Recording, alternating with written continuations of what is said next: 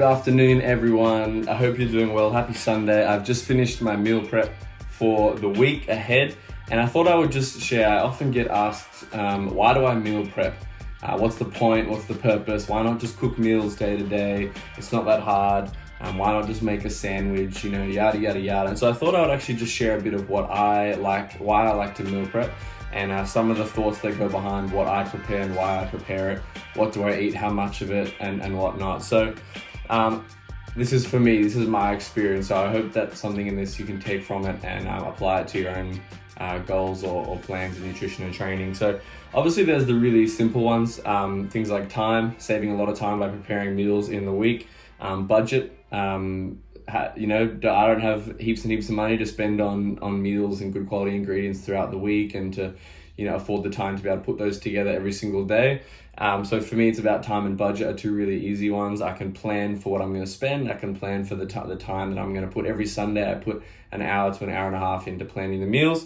And also 3 is making sure that I'm more likely to eat something that's higher quality. If I have the option available, say every lunchtime, and I'm at work and I'm feeling hungry and I have the option available to eat something high quality that I've prepared before, I'm much less likely than just to go down to the road to KFC, which I've been known to do, and to get a Zinger box and smash that down for lunch. So just having something there prepared, where I'm much more likely to eat something that I've prepared that is quality and get proper nutrition, and to get something that's simple, quick and easy, and pay a lot more for it just for the convenience. So I'd rather put that time in at the start of the week. Those things aside, the two main reasons that I do this is that it connects my nutrition with my training. And let me explain that. So most people don't have any idea what they're eating. All we know is I'm having chicken and I'm having this meal tonight, or I'm having I had a sandwich for lunch today. In the morning I usually eat some eggs, maybe some toast, maybe a bit of peanut butter, some cereal, and it's just we have a routine, but there's no consistency, and we don't really know what we're eating. We don't really have any idea of how many calories we're eating per day. We don't really have any idea of how much protein or fat or carbs, or how much sugar, or how much we're getting of vitamins, how many veggies we're eating. We don't actually have any idea of what's going into our body. And so right from the get-go, you can say there's an argument of we actually need to know what we're consuming, how much we're consuming. Where this matters for me is that if I have a goal, if you have a training goal, whether that be weight loss, whether that be gaining lean mass or muscle, whether that be just gaining weight in general, for someone like a friend who plays rugby and he wanted to gain some weight, or maybe it's recovery, you're realizing that you're sore and beat up and tired at training, so you need to adjust your goals. So whatever the goal is, every single person should have should consider what their what part your nutrition has to play in that. And so teeing up how your nutrition aligns with your goal is really important. So I guess from that, the question is, how can you connect your goal to your nutrition or your training or whatever you're doing if you don't actually know what you're consuming? If you don't actually know or have a plan as to what you're going to eat, how much of this you're going to eat, how many calories you're going to eat in a week, how much protein, how much fat, how much carb, what vitamins you're getting, what veggies you're going to eat. If you don't actually know any of that, then it's really hard to connect your goals with your nutrition. It's really hard to make a plan if it's just off the cuff, because we have so many factors that get into it. We have lifestyle factors, we've got emotional factors, we've got social factors, and if we don't account for these things in our week, and we don't account for let me give you an example. We've just come through Christmas, and if we don't account for the fact that we're going to have more food available, we're going to have more social gatherings, we're going to have opportunity to drink more alcohol, things like that. Those are all factors that play into our considerations when consuming food and our diet. So you can see that there's a lot more than just I meal prep because I want to eat more food, or I want to save some money. There's a lot more that goes on in relation to our goals and what we want to achieve.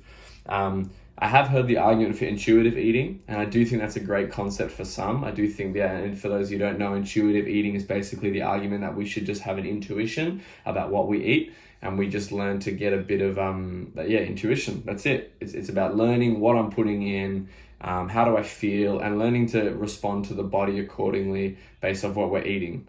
The only issue with that is that for most people, it's hard to have intuition about something that you've never even done before. It's hard to say. It's the same as training. For someone who's never trained and spent time in the gym, it's hard to train intuitively. You can't walk into the gym and say, I'm going to back squat 5x5 at 85% today, because you have no idea what 85% would be. You have no idea, you might get to your third set of 5 reps and feel like you're absolutely smashed, but you don't know that on the program, I'm going to do my 5 sets. So you do those extra 2, whereas someone with more training intuition might hold back and say, I'm actually going to call it there today because I'm feeling pretty beat up and I need to recover. So it's the same approach. If you don't know or have experience in actually a planned and programmed approach, then it's really, really hard to apply some intuition. So it's the same thing with intuitive eating. It's a great concept. It works really well for some, but for others and for the most of us, we need some sort of planned and progressive approach to be able to achieve our result. And from there, intuitive eating is really applicable and a really great concept, but we need to start somewhere to actually gain some intuition. So from there, the second point is that if we actually are able to do that, and if we're actually able to create a plan, understand what we're consuming throughout the week, we have a planned approach of what I'm eating for lunch, what I'm eating for breakfast, what I'm going to eat for dinner, at least a rough idea of what's going into my body, then that creates a base and a baseline for us to be able to make change and adjustments. So what I mean by that is, let me give you an example. So the start of last year, 2020, we had COVID and everything went into lockdown. Because I wasn't training as much, I continued to eat as much as I was before. And so I gained weight up to around 84 kilos, which is quite heavy for someone, quite heavy for me. I've never really been that heavy before. And so in response, what I did was I had to look at what I was eating, because I track every week. I try and track what I eat. I had to look at how much I was eating. I made the adjustments. I brought that back down again. And I set a goal of I want to get down to under 80 kilos again. So I started training a little bit more, started increasing my energy expenditure. And I also began to make sure that I was eating high protein, lower fat, lower carb, more dense nutrition. That meant I could, more dense nutrition, so high protein and whatnot. But I could only make that adjustment because I had a baseline. And so what a baseline gives us of this planned approach and laying something out, what it gives us is a place to make adjustments from. If you don't know where you're at, if you don't know what you're eating, if you don't know how much of what you're consuming and what's going into your body, it's very, very hard to make an adjustment from there. We need a baseline, the same as any other training approach. Right? We walk into the gym, we have a goal of squatting 200 kilos. If we have no idea where to start, we're not going to just start throwing weight on the bar and just seeing what happens. Like, it's probably not going to go very well. No, we need a baseline assessment. We need to understand where our starting point is so that we can make a plan to get to the goal. Same thing. So from there, we take that baseline, and that essentially gives us a starting point, and we can then make adjustments. We might increase protein. We might look, oh man, we're feeling really beat up from our training, so we're going to increase our protein and carbohydrate intake a bit. Maybe you feel like you're putting on weight a bit faster than you'd like to, so you're going to ease back on the calories, maybe pull those down a little bit. Maybe you're not gaining weight at all and you're feeling really lethargic, so we're going to increase total calorie intake in general. So again, all it really is we're establishing a baseline because we have an understanding of what our plan is. And if we don't see any changes in 1 to 2 weeks, then we make some adjustments. So another example of that is right now I'm weighing in around 78 kilos. And my goal by this year is I want to be a bit heavier, but I don't want to just put on fat. I want to put on muscle. And so to put on muscle, I have to eat in a calorie, not deficit, the opposite of deficit. I have to eat more calories than I'm expending, essentially. And so because I have a plan, because I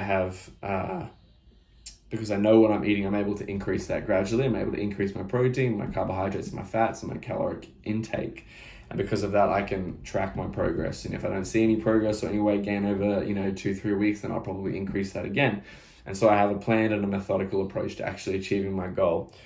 So the idea is simple, that behind meal prep, it's not just saving time, it's not just money, it's not just the bro science thing to do because bodybuilders do it.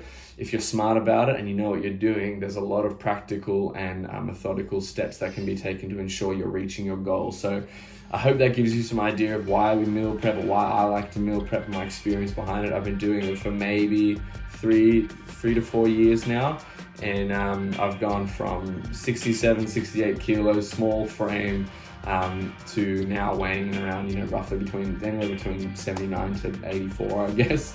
A lot stronger, feeling a lot better, and still feeling like I can gain a lot more strength. So there is a method to it, there is a science to it, and I hope that gives you a bit of an idea. of everything. So if you like it, feel free to comment some ideas or any questions. Feel free to hit me up on Facebook, The People's Gym, or Instagram at The People's Gym _official. I'll make sure I put it down below, but any questions, feel free to hit me up, and hopefully do some more videos soon.